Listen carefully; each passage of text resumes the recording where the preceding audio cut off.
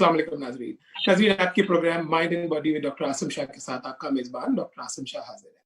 नाज़रीन, आज के प्रोग्राम में हमारे मेहमान जो हैं वो हमारे ख़ास मेहमान और दोस्त हैं डॉक्टर अवैस आफ्ताब। अवैस जो हैं वो किंग एडवर्ड के ग्रेजुएट हैं पाकिस्तान से और इस वक्त असिस्टेंट प्रोफेसर हैं case western reserve university Cleveland Ohio में और north east behaviour health care के स्टाफ साइकियाट्रिस्ट भी हैं। वेलकम अवैस।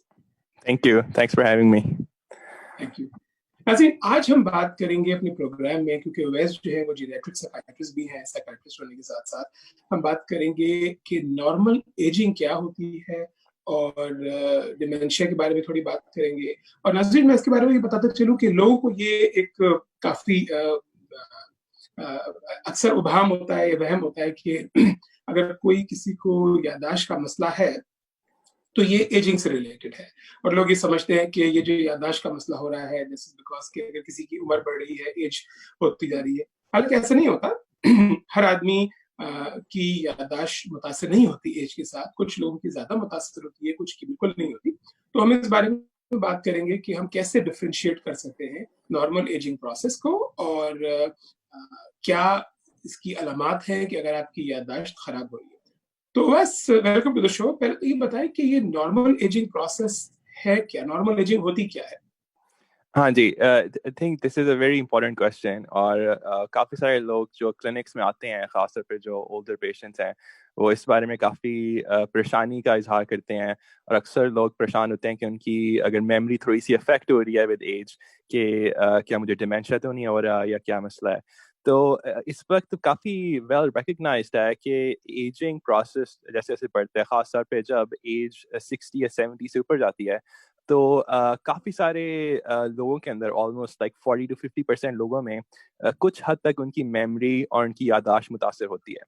लेकिन जो नॉर्मल एजिंग है, जो नॉर्मल कोर्स है, उसके अंदर ये सीवियर लेवल तक नहीं जाती। तो जो सिम्टम्स होते हैं या जो प्रॉब्लम्स आती हैं याददाश्त या मेमोरी की मुतासर होने की वजह से उनका डेली लाइफ पे इम्पैक्ट कम होता है। तो इस तरह की चीज़ें होंगी कि कभी कभार किसी जानने वाले का, किसी sort of like दोस्त का या किसी एक्वेंटेंस का नाम ज़हन में नहीं आ रहा होगा, या कभी कभार इस तरह होगा कि चीज़ें मिसप्लेस हो जाएंगी जैसे कीज या वॉलेट वगैरह इस तरह। लेकिन ये चीज़ें दे हैपन वेरी इनफ्रीक्वेंटली और they don't happen on a daily basis. और द इम्पॉर्टेंट थिंग इज़ कि जो उनकी डे टू डे लाइफ की जो इंडिपेंडेंस है और जो डे टू डे लाइफ की फंक्शनिंग है वो मुतासर नहीं होती।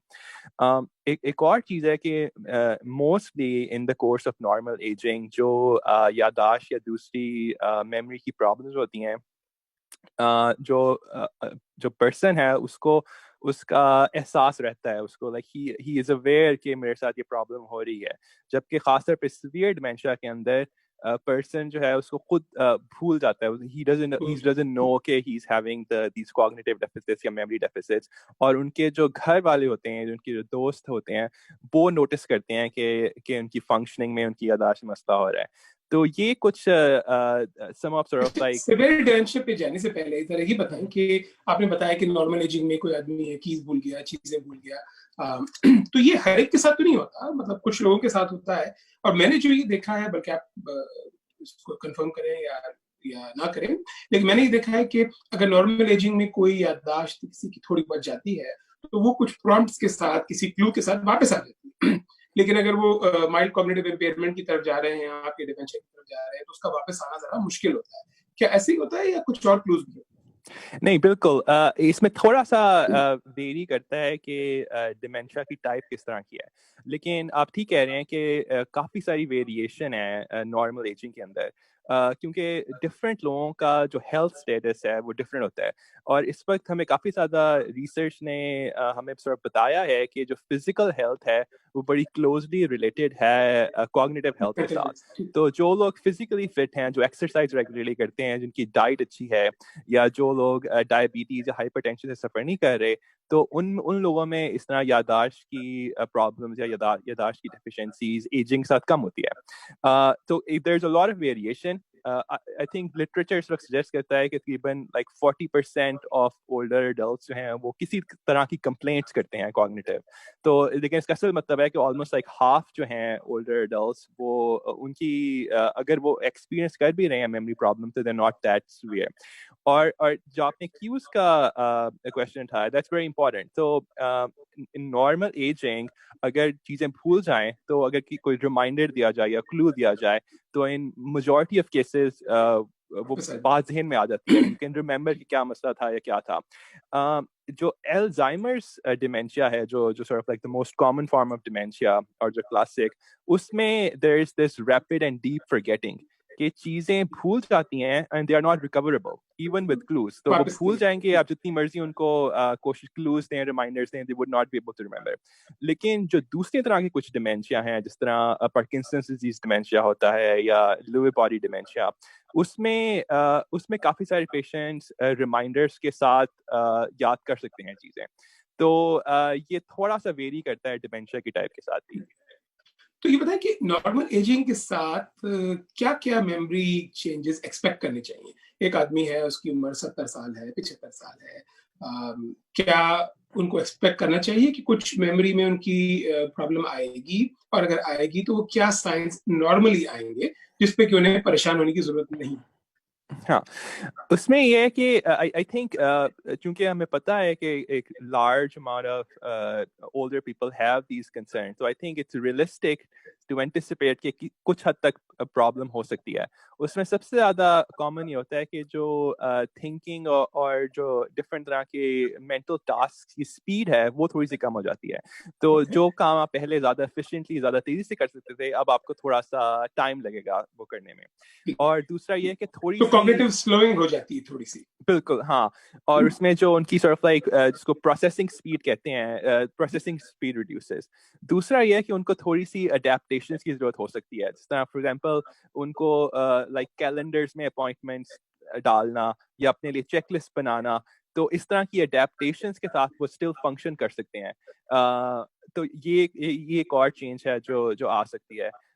اس کے علاوہ یہ ہے کہ اوکیجنلی جیسا میں پہلے مینشن کیا تھا کہ اوکیجنل چیزیں بھول جانا از ویری کامن, سو اور that just like gets worse with age. اور ایک اور یہ چیز ہے کہ جو تھوڑے سے کمپلیکس ٹاسک ہیں اس میں ہو سکتا ہے ان کو تھوڑی سی اسسٹنس کی ضرورت پڑے گھر والوں کی, جس طرح sort of like complex financial questions ہوں یا اس طرح کی چیزوں میں. لیکن اس میں یہ ہے کہ نارمل ایجنگ میں اڈیپٹیشنس کے ساتھ پھر بھی آدمی فنکشن کر سکتا ہے. ان کی اپنی جو ان کی ریگولر روٹین ہے, جو ان کی جو ریگولر ورکنگ ہے, they are still able to maintain that. تھوڑی محنت کے ساتھ, تھوڑی پش کے ساتھ, تھوڑی کسی کی کوآپریشن کے ساتھ وہ کام کر سکتے ہیں, کوئی اتنی پرابلم نہیں ہوتی. اچھا, اس میں ایک چیز اور ذہن میں آتی ہے کہ نارمل ایجنگ میں یہ چیزیں آتی ہیں اور لوگ اس کو احتیاط کریں یا نہ کریں, لیکن یہ بتائیں کہ کیا لوگ کچھ کر سکتے ہیں اس پروسیس کو ڈیلے کرنے کے لیے؟ ہم دیکھتے ہیں, ہم ٹریٹمنٹ کے بارے میں تو بعد میں بات کریں گے, لیکن ابھی ہم ڈیمینشیا کی طرف نہیں آئے ہیں, تو ہم ڈیمینشیا سے پہلے کی بات کر رہے ہیں. تو کئی لوگ کہتے ہیں کہ جی ایک زمانے میں وائٹامن ای کہتے تھے لینے کو, پھر انہوں نے وہ کہنا بند کر دیا کیونکہ اس سے وہ کنجسٹیو ہارٹ فیلئر اور وہ سب چیزوں کا آیا ذکر. پھر وہ فولک ایسڈ کا ذکر آیا, پھر کچھ لوگ جن کو بلوبا کا ذکر کرتے ہیں, بہت ساری چیزوں کا ذکر ہوتا ہے. کیا کوئی ایسی اوور دا کاؤنٹر وائٹامن دوا آپ سمجھتے ہیں کہ مؤثر ہے اس پروسیس کو ڈیلے کرنے کے لیے؟ جس سے آپ نے مینشن کیا, کافی سارے وائٹامنس, کافی ساری دوائیاں جو ہیں پچھلے لائک ڈیکیڈز میں پرپوز کی گئی ہیں, اور کافی ساری ریسرچ بھی ہوئی ہے, خاص طور پہ جس طرح لائک وائٹامن ای کے اندر تو لائک کافی سارے لوگ لے رہے تھے, لیکن اور رانگ ڈوز لے رہے تھے. ڈوسیج 2000 انٹرنیشنل یونٹ تھی, لوگ 400 انٹرنیشنل یونٹ لے رہے تھے, تو دیٹ واز انادر ایشو. بالکل ہاں. تو اس میں یہ تھا کہ آئی تھنک مسئلہ یہ ہوتا ہے کہ جیسے ہی کوئی تھوڑی سی پریلیمنری سائنٹیفک فائنڈنگ آتی ہے تو اس میں میڈیا میں اس کی سارٹ آف بہت ساری اٹینشن آتی ہے کہ یہ ایک نئی ریسرچ آئی ہے, اور وہ پھر جیسے خبر پھیلتی ہے تو پھر لوگ اس پہ امپلیمنٹ کرنا شروع کر دیتے ہیں. لیکن جو سائنٹیفک پروسیس ہے, ہمیں اس میں دیکھا ہے کہ جو اسٹڈیز ہیں ان کو ریپلیکیٹ کرنا پڑتا ہے پہلے بفور ریکمینڈ کیا جا سکے. تو انفارچونیٹلی سچویشن یہ ہے کہ جتنی بھی دوائیاں, جتنے بھی کمپاؤنڈز اور وائٹامنز پرپوز کیے گئے تھے یا جنہوں نے شروع میں انیشلی پرومزنگ ریزلٹ شو کیے, جب لارجر اسٹڈیز کی گئی ہیں اور لانگیٹیوڈنل فالو اپ کیا گیا تو ان میں سے کسی نے بھی کنونسنگ ایویڈنس نہیں دکھایا. تو اس وقت اگر آپ اسٹرکٹ سائنٹیفک ایویڈنس کے بارے میں جائیں تو دیر از نو ڈرگ, دیر از نو میڈیکیشن اور vitamin that can slow down the process.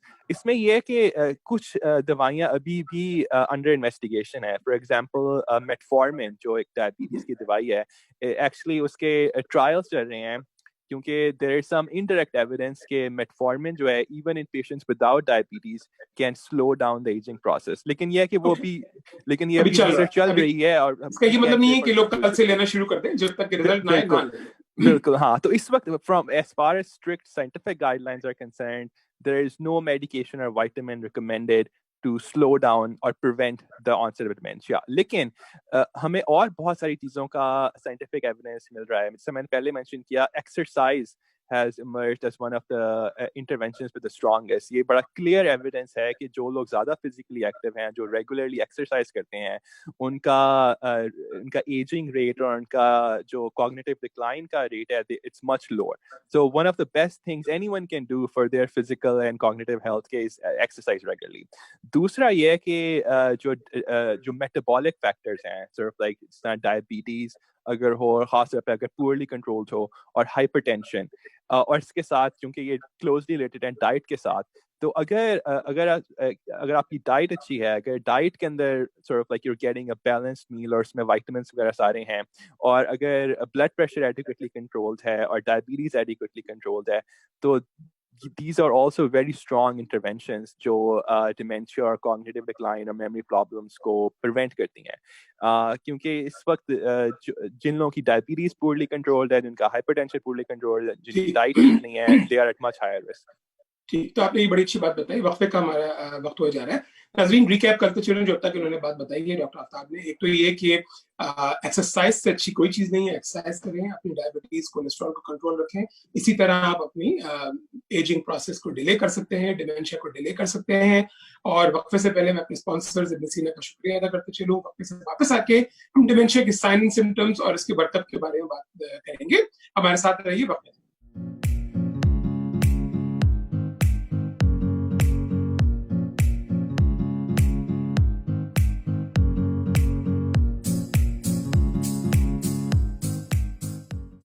We have expanded our clinics from one small clinic to 7 community clinics across the greater Houston and Port Arthur areas. My name is Dr. Spencer Wood, and our goal is to provide high quality, affordable care for the community. ابن سینا میں primary care doctors کے علاوہ بہت سارے specialist بھی available ہے, جیسے کہ cardiology, dermatology, psychiatry, پوڈیاتری, neurology, nephrology اور دیگر اسپیشلسٹ موجود ہے جو آپ کی صحت کی ٹیک کیئر کر سکتے ہیں. We are providing services like preventive care, including exams and dental cleanings. Counseling and psychotherapy.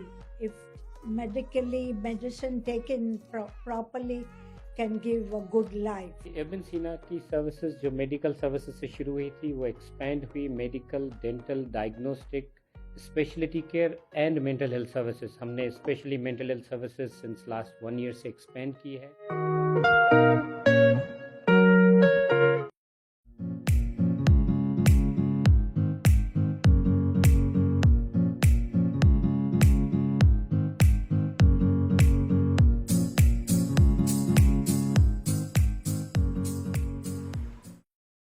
Welcome back ناظرین. وقفے سے پہلے ہم بات کر رہے تھے نارمل ایجنگ کے بارے میں. اب ہم بات کریں گے ڈیمینشیا یعنی کہ میموری لاس کے بارے میں. تو یہ بتائیں ویس کہ ڈیمینشیا کے سمپٹمس کیا ہوتے ہیں, لوگ, فیملیز, گھر والے کیا دیکھیں, کیا آبزرو کریں تو انہیں فکر ہونی چاہیے. بالکل. تو اس میں ایک تو میں تھوڑا ذکر کرتا جاؤں کہ آلدو ڈیمینشیا جو ہے کافی کامنلی یوز ٹرم ہے, تھوڑا سا چینج آیا ہے فیلڈ میں کہ انہوں نے جو ریسرچ جو میجر نیورو کوگنیٹو ڈس آرڈر کی طرف تھوڑا سا شفٹ ہو گیا ہے. اور اس کا ریزن یہ تھا کہ انہوں نے ریکگنائز کیا کہ جو ڈیمینشیا ہے وہ تھوڑا سا سورٹ آف لائک اس کی کونوٹیشن آتی ہے الزائمر ٹائپ ڈیمینشیا کی, لیکن اور بہت ساری کنڈیشنز ہیں جس میں میموری پرابلم ہو سکتی ہیں جو اس طرح کا ڈکلائن شو نہیں کرتی جو جس طرح الزائمر میں آتا ہے. تو تھوڑا سا مینشن کرنا چاہتا تھا ٹرمینالوجی کا کہ میجر نیورو کوگنیٹو ڈس آرڈر, ڈیمینشیا, دونوں ٹرمز یوز کی جاتی ہیں. اس میں ایک اور چیز ہے کہ پہلے پرانے زمانے میں ڈیمینشیا کا فوکس ہوتا تھا زیادہ میموری پر.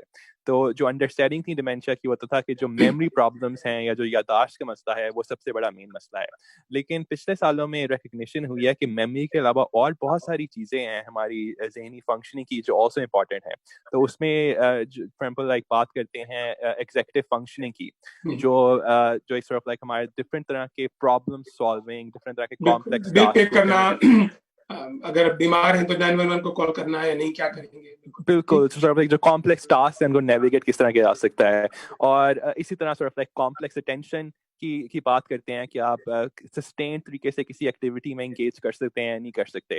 تو جو ٹپیکل جو الزائمر اسٹائل ڈیمینشیا ہے اس میں سب سے کامن پرابلمس تو میموری کی ہوتی ہیں, بیسکلی ریپڈ فرگیٹنگ کی, کہ چیزیں بھول جاتی ہیں اور وہ چیزیں پھر یاد نہیں آتی.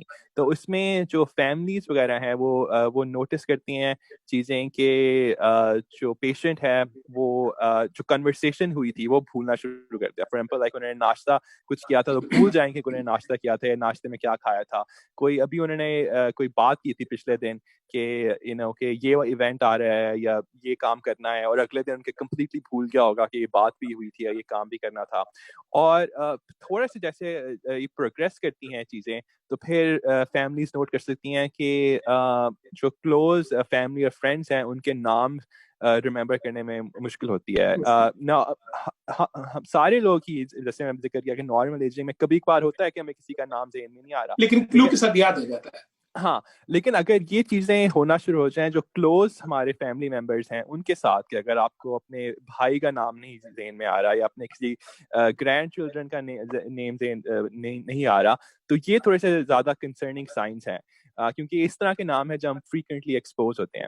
اور پھر تھوڑا سا اگر اور جو کچھ ریڈ فلیگس جو آتی ہیں اس طرح کی چیزیں کہ کھانا بناتے ہوئے چولہا آن کر دیا اور پھر رہنے دیا, چیزیں جل گئیں, یا باتھ روم میں پانی آن کر دیا اور پھر پانی پورا باتھ روم فلڈ ہو گیا.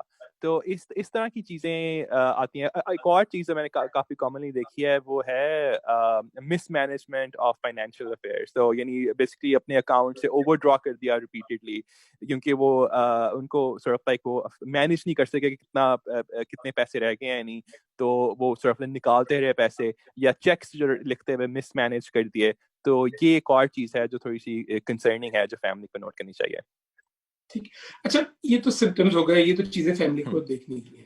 اب اس میں ورک اپ کیا ہوگا, کیسے ہم ڈائگنوز کریں گے, کیا کوئی بلڈ ٹیسٹ ہے, MRI لوگ کرتے ہیں اسپیشلی اگر ویسکولر ڈیمینشیا یا ویسکولر نیوروکوگنیٹیو ڈس آرڈر کا خدشہ ہو, تو کیا کرنا چاہیے؟ کیا کوئی اسکینس کرنے چاہیے؟ ایک زمانے میں ہم پیٹ اسکینس بھی کرتے تھے جو ذرا کافی مہنگے ہوتے ہیں اور ہر انشورنس کور بھی کرے, تو کیا چیز کرنی چاہیے ہمیں ورک اپ میں کہ آسانی سے پتہ چل سکے؟ ہاں, اس میں جو ورک اپ ہے اس میں دو طرح کی چیزیں انوالوڈ ہیں. ایک تو ڈفرینٹ طرح کی انویسٹیگیشنز ہیں جس میں بلڈ ٹیسٹ یا نیورو امیجنگ, اور دوسرا جو ورک اپ انوالوڈ ہے وہ اسے کہتے ہیں نیورو سائیکولوجیکل ٹیسٹنگ. تو پہلے میں جو انویسٹیگیشنز کی بات کرتا ہوں تو اس میں پہلا اسٹیپ جو اس پر جو پریکٹس گائیڈ لائنز ریکمینڈ کرتی ہیں وہ یہ ہے کہ آپ ڈفرینٹ طرح کی ہارمونس ڈیفیشنسی اور وائٹامن ڈیفیشنسیز کو رول آؤٹ کیا جائے. اس میں سب سے امپورٹنٹ تھائرائڈ ہارمون کی ڈیفیشنسی ہے, اور وائٹامنس کے اندر B12 اور ساتھ ریلیٹڈ فولک ایسڈ ان کی. تو یہ یونیورسلی لوگ ریکمینڈیڈ ہے کہ اگر میموری پرابلمس ہو رہی ہیں یا ڈیمینشیا سسپیکٹ ہے تو آپ اسکرین کریں, کیونکہ these are considered reversible causes of dementia, کہ اگر یہ ہوں تو ان کو آسانی سے ٹریٹ کیا جا سکتا ہے. اس کے علاوہ اور ورک اپ کے اندر جو کچھ چیزیں کامنلی کی جاتی ہیں وہ یہ ہے, وہ سرٹن طرح کی انفیکشس ڈیزیزز ہیں, جس طرح سفلس ہے, اب تو کافی کم ہو گئی ہے لیکن پرانے زمانے میں واز کامن, اور ان سم کیسز اگر سسپیشن ہو تو اور انفیکشس ڈیزیزز بھی ہو سکتی ہیں. تو HIV کا بھی ڈیمینشیا ہو سکتا ہے. HIV بالکل, اس میں کافی سارے لوگ تو روٹینلی بھی چیک کرتے ہیں. بلکہ آج کل تو ہم تھوڑا سا کرونا کے بارے میں دیکھ رہے ہیں, تو کووڈ میں بھی ہم تھوڑی سی ایشوز دیکھ رہے ہیں, لیکن ابھی ہمیں اتنے پتہ نہیں چلے, لیکن ہو نوز ڈاؤن دا روڈ ہمیں اس میں پتہ چلے. ہاں, لانگ ٹرم فالو اپ ہوگا تو ہمیں آئیڈیا ہوگا کہ اس کا افیکٹس کتنے ہیں. اور یہ ہے کہ اس وقت جو آئی تھنک جو بیسٹ پریکٹس ہے وہ یہ ہے کہ some form of neuroimaging is recommended. وہ basically یعنی بے شک simple CT scan بھی ہو سکتا ہے لیکن preferable جو ہے وہ MRI ہے کیونکہ MRI جو ہے وہ آپ کو ہمیں زیادہ ڈیٹیل بتاتا ہے اور وہ ڈفرینٹ طرح کے causes جو ہیں میموری پرابلمس کے وہ بہتر طریقے سے رول آؤٹ کیے جا سکتے ہیں. تو at the very least CT یا MRI is recommended in cases of dementia. جو PET scan کا آپ نے ذکر کیا, اس وقت PET scan جو ہے it's not recommended routinely. لیکن اس میں یہ ہے کہ اگر آپ نے MRI کر لیا ہے اور جو کلینکل پکچر ہے وہ تھوڑی سی کنفیوزنگ ہے, اس سے کلیئرلی ڈفرینشیٹ نہیں ہو رہا کہ کس طرح کا ڈیمینشیا ہے, تو اس سچویشن کے اندر پیٹ اسکین یوز کیا جا سکتا ہے ڈسٹنگوش کرنے کے لیے کہ ڈیمینشیا کی سب ٹائپ کیا ہے. تو سو دیٹس ون انڈیکیشن جہاں پیٹ اسکین امپورٹنٹ ہے. انویسٹیگیشنس کے علاوہ جو دوسرا میں نے ذکر کیا نیورو سائیکولوجیکل ٹیسٹنگ کا, اس وقت neuro psychological testing is considered the gold standard for diagnosis of ڈیمینشیا.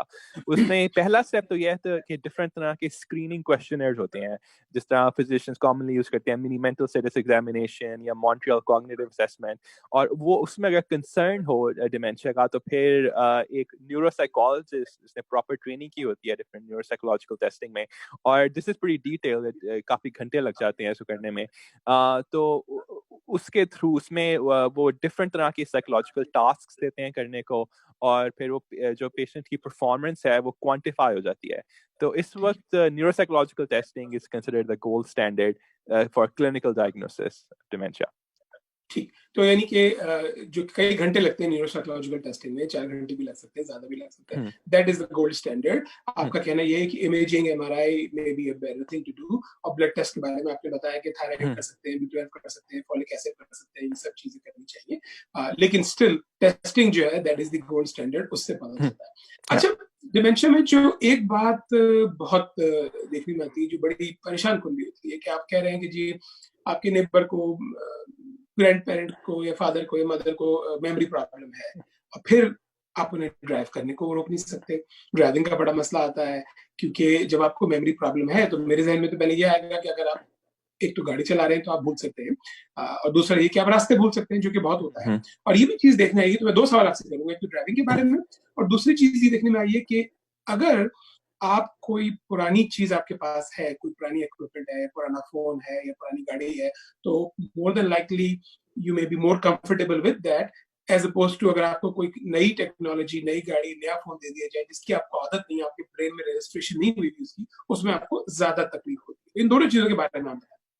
ہاں بالکل, جو ڈرائیونگ کا ایشو ہے like it's one of the biggest practical challenges in dementia patients.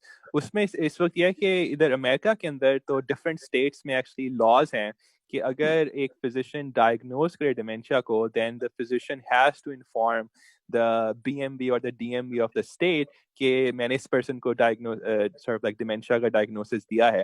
تو اس میں there is a lot of variation from state to state. کچھ states میں تو یہ ہے کہ initially وہ license suspend کر دیتے ہیں جس کا diagnosis ہوا ہے, اور اس میں اگر if the person can demonstrate کہ they are still safe to drive, so that can be restored.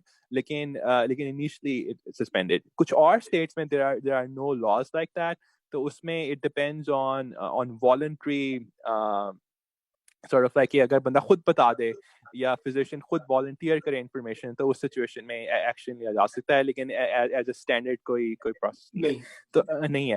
تو لیکن اس وقت کافی ریکگنائز کیا گیا ہے کہ خاص طور پہ جو ماڈریٹ ٹو سیویئر ڈیمینشیا ہے اس میں میجورٹی لوگوں کو ڈرائیونگ پرابلمس ہوتی ہیں, اور it's actually not just safe for the person but it's also not safe for the public, کیونکہ ایکسیڈنٹس ہو سکتے ہیں, لائفز کین بی لاسٹ. اگر آپ اپنے لیے تو دوسروں کے خیال کی وجہ سے اوائڈ کریں.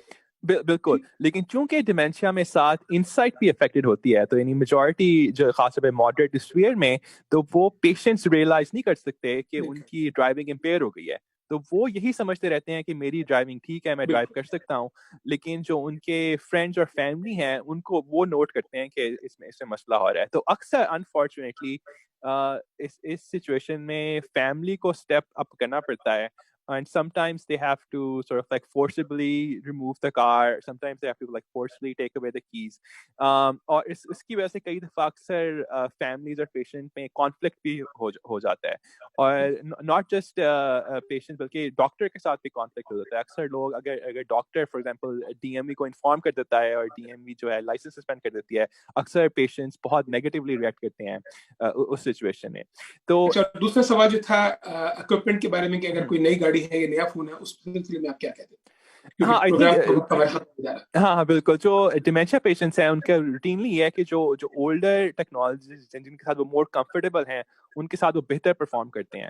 تو اگر فار ایگزامپل کوئی پیشنٹ ان مائلڈ ڈیمینشیا وہ اپنی ایک پرانی گاڑی یوز کر رہے ہیں جو انہوں نے 10 سال سے 20 سال سے یوز کی ہے, تو they are going to do much better driving that car versus کہ آپ سڈنلی ایک نئی ٹیکنالوجی دے دیں. Same thing with the new phone or not? Same thing with the phone. جو پرانے اسٹائل کے فون ہیں جو زیادہ کمفرٹیبل ہیں وہ ان کے ساتھ بہتر طریقے سے یوز کر سکیں گے. اگلے پروگرام تک کے لیے ہمارے ساتھ رہیے. اللہ حافظ.